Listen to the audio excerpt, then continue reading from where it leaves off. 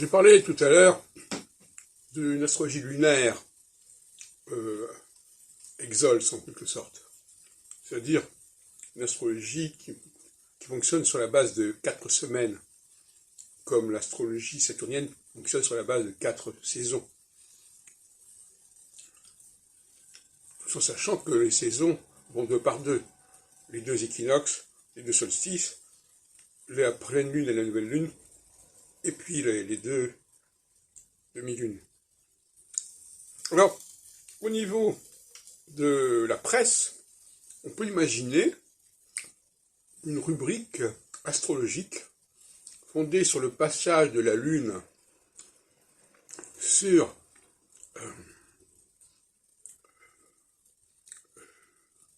la formation de la Lune en nouvelle Lune, pleine Lune et demi-Lune, en accordant une plus grande importance probablement à la période intermédiaire, c'est-à-dire ce qui se passe à mi-chemin entre la nouvelle Lune et un quartier de Lune, ou entre un quartier de Lune et la pleine Lune, etc.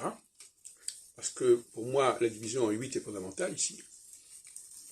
Et on peut imaginer, alors il ne s'agit plus à ce moment-là de diviser par 6 zodiacales, etc. Non, pour tout le monde c'est pareil. C'est un peu un des grands enseignements de l'astrologie exode, c'est que nous vivons tous les mêmes périodes, mais nous les vivons différemment, nous relevons les défis différemment, mais fondamentalement ce sont les mêmes défis et les mêmes questions. Alors, ici il s'agit de dire que tout le monde en phase équinoxiale, c'est-à-dire en phase de demi-lune, qui se forme, on le voit dans le ciel, de toute façon, si je regarde le ciel, on voit bien que c'est une demi-lune, qu'elle soit ascendante ou descendante. Eh bien, ça correspond à ce que j'ai appelé la mentalité équinoxiale. Je vous renvoie à ce que je disais sur Saturne, ça vaut aussi à ce niveau-là.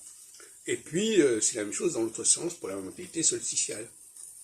Bon. Alors, je n'ai pas vérifié ce point-là, mais on peut penser que cette astrologie hebdomadaire, collective, peut compléter l'astrologie de 7 ans en 7 ans, ou de 3 ans et demi en 3 ans et demi, etc.